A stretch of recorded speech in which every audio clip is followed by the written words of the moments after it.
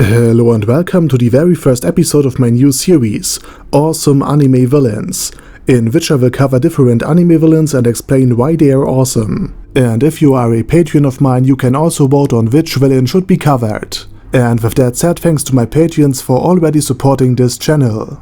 Now, as for the first episode, let's dive into the slim, slimy, creepy dude with the violet emo eyeliner. Orochimaru basically is half Fluder Paradine, since he seeks immortality in order to study, unravel and understand the mysteries of chakra and every jutsu ever, and half Voldemort since he is a pale dude fond of snakes, obsessing over an orphan because of his eyes. And while we at it, his assistant Kabuto is basically Smithers. But let's call him Slivers for obvious reasons. Now, in all seriousness, Orochimaru is a beast.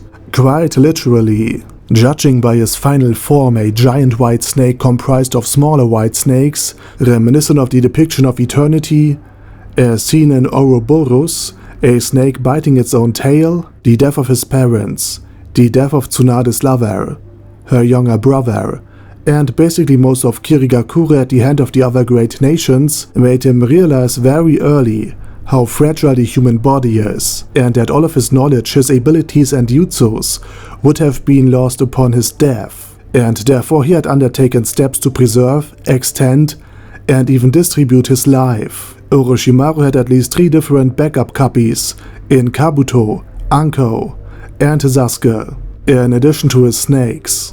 Ultimately, in his serpent form, he is basically immortal, since even cutting him down into pieces will only make his blood boil, evaporate, and paralyze you instead of killing him. Not even Itachi's legendary Sealing Blade, or the Sharingan, was able to take out Orochimaru completely.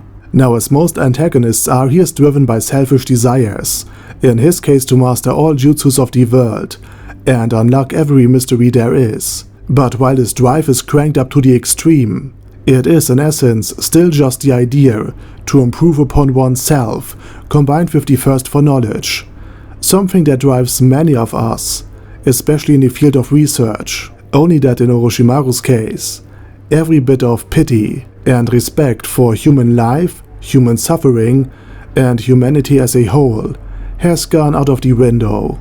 But while his methods are despicable, all of his achievements are truly his own, and not due to plot convenience or inherited powers. Sure, he was gifted in the sense that he was a quick learner, but compared to Nagato, the Uchiha, the Senju, the Uzumakis, or the Hyuga clan, Orochimaru merely had a head start in a race where everybody else was driving the Cybertruck instead of running. Thanks to his thirst for knowledge and the power that comes with it, Orochimaru, even as a single person, posed a legitimate threat to an entire village. Now, while he lacks the sheer destructive power of Nagato and his Shinra Tensei, he, thanks to his intellect and strategic planning, had managed to turn Tsunagakure, a long-standing ally of Konohagakure, into his pawn by eliminating and replacing the Kazekage. He also managed to infiltrate the Chunin exam in order to put his mark on Sasuke,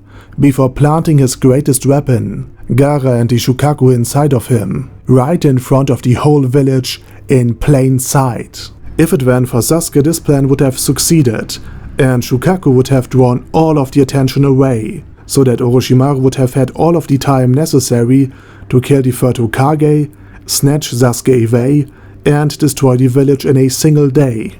He also would have gained an alliance between Tsunagakure and Kirigakure, his own hidden village, and thus he would have resided over a sizable power base.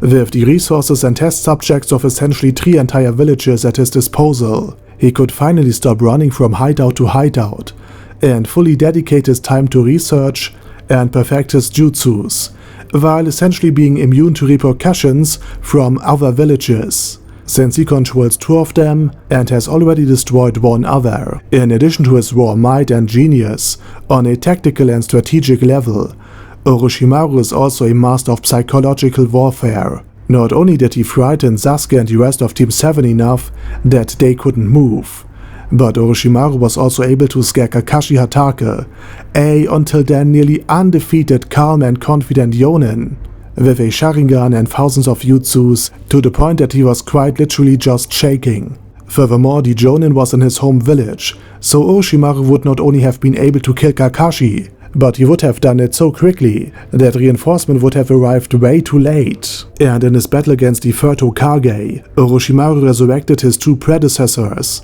and forced both of them to fight a, at this point, old and handicapped man. And while Orochimaru ultimately took way too much risk, likely due to his belief in his immortality, and nearly had lost his life and all of his jutsus, Orochimaru was not so much defeated as that he was nerfed, and therefore couldn't retaliate immediately against the weakened village, because in his role as Kazekage, he still should have had control over Sunagakure, and therefore even if defeated, he could have dragged the war out and slowly grinded Konoha down, or at least weakened the village enough for other nations to be tempted to try their luck. And even after being trapped inside Sasuke, after a failed attempt of possession, he still seemed to have things planned out, which really highlights his strategic genius and how far he has come in his quest for immortality. The only thing you could criticize about him is the end of his story. He's like the Game of Thrones of Naruto, like the Night King to be more precise, built up over basically the entire series, only to be sidelined to a few moments of importance. But still it is a testament to his strength and knowledge that Kabuto, essentially Orochimaru's secretary, managed to threaten Tobi by resurrecting Madara Uchiha alongside 90% of Akatsuki and basically waging, and for the most part winning, a war against the entire world and against the other half of his alliance. As far as Orochimaru himself is concerned though, he sadly became just another background character. But even so, he still managed to resurrect and control all of the former Hokages, except for Hashirama.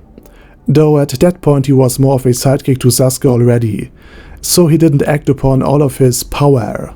In all honesty, I ultimately had hoped that Akatsuki would manipulate any shinobi village towards war, giving us essentially many important characters that fight against and die because of one another, instead of waging what was essentially a clone war with white Zetsus instead of red shirts.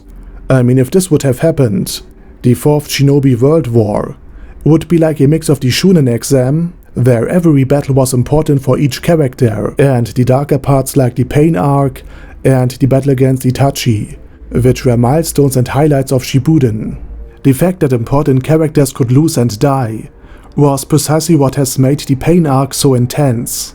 And meanwhile in the background, the Akatsuki tries to weaken Naruto and Bee enough to steal their Pikachu, their tailed beast, while Orochimaru lurks inside Sasuke or Kabuto, waiting for an opportunity to take over an Uchiha body with an intact Sharingan.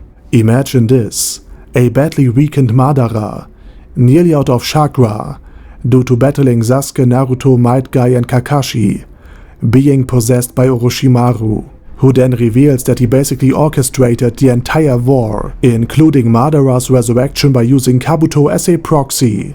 In my honest opinion, it would have been so much better if Orochimaru, with all of his jutsus and his hands restored, would control the enormous amount of chakra Madara managed to amass, instead of Kaguya being introduced essentially out of nowhere in order to be sealed away in her first fight. And with that said, thank you very much for watching, and special thanks to Al Capone, Andy, Angel of Death, Bad Guy Yi, Boyzilla, Diabetic Centaur, Dystopia, Faily Skaters, Gigafight, Hector Moreno, Hoss, Jason, Chromius, Large, Lord Touch Me, Lord Ulbert Elaine Oddle, Matt C, Marcos, Mr. Shoes, Minnow 13, Mirtis, Primus 11, Sasuga 1-sama, Sebastian, Search, Sparkly Unicorn, and Vash Hawkeye. Thanks guys. Anyway, have a nice day, and the next video will be of course about Overlord again. And with that said, over and out.